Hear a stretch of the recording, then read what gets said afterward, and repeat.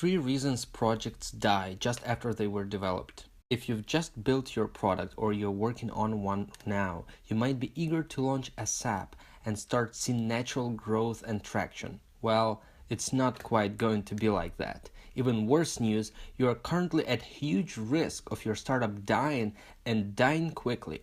Here's what you should know based on the true story of a dead startup. Over 3 years ago, we had a client, let's call him Moby. Moby's great startup met a dead end.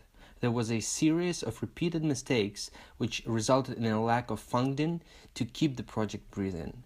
A retrospective helps us see 3 main issues with the process: absence of sales and marketing plan, damaged concentration, and mismanagement of money.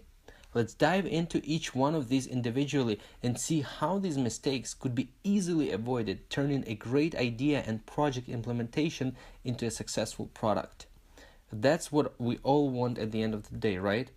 Absence of a clear sales or marketing plan. Moby's plan was to sit back and watch the magic happen. Once the app went live, he expected it to magically get downloaded and become popular, which would then help them to easily raise capital. The plan, such as it was, presumed that then, when they had more money, they would work on strategy, marketing, sales, customer acquisition, etc. Bad plan, very bad plan. No one wants to invest in something that doesn't have traction, and traction does not happen on its own. For a startup to survive, it must have a very clear strategy for sales and marketing. It doesn't need to be anything fancy. Most startups that do well survive and then thrive on the foundation of a very simple marketing ecosystem. It usually consists of 3 basic parts: producing content, reaching out, and being consistent. Consistent strategy. Content should be high quality and add real value to the target audience.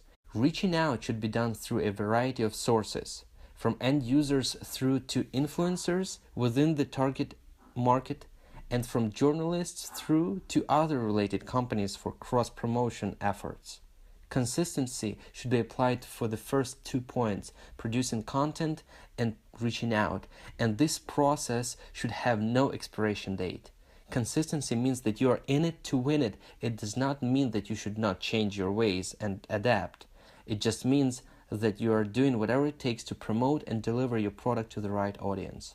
As for Moby, his team was not working on any sort of content, nor did they have an active system in place for reaching the target audience and acquiring users. They were only after meeting investors, who obviously were not interested in a startup with no real users. 2. Damaged concentration. This issue reflects the importance of a proper prioritization and focus on the most important. Once you lose that focus, it affects everything else. As Moby was concentrating all his efforts on getting investment money instead of acquiring users, it basically led nowhere. Investors are looking for active users, so for Moby to find them, he needed to focus on building and engaging his user base. If the right target was chosen, it could have led to results in other areas too. Additionally, the team struggled to focus on what was important to their product's success. There were a lot of arguments about the details of periphery, nice-to-have features, and screens that were far from being central to the product's core feature base.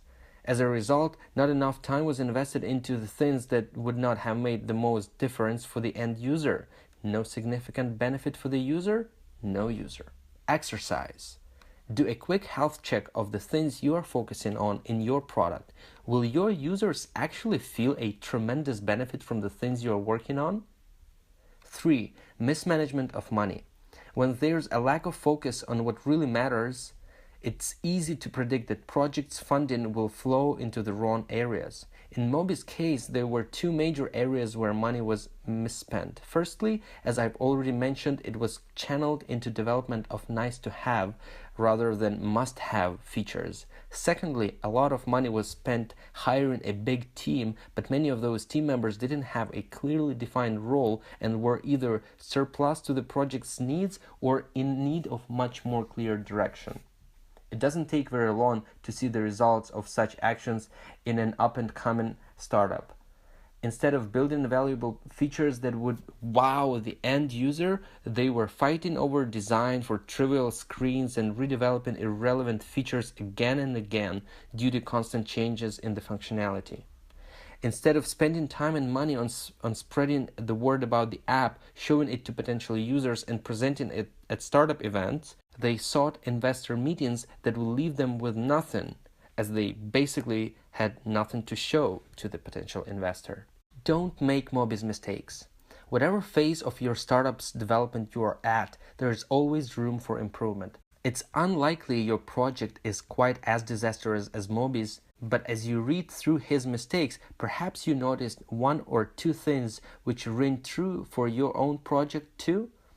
What do you need to tweak or change to get things back on track? How can you better focus your team's efforts on what's really important? Thanks for listening, and always feel free to reach out. I'd love to hear from you.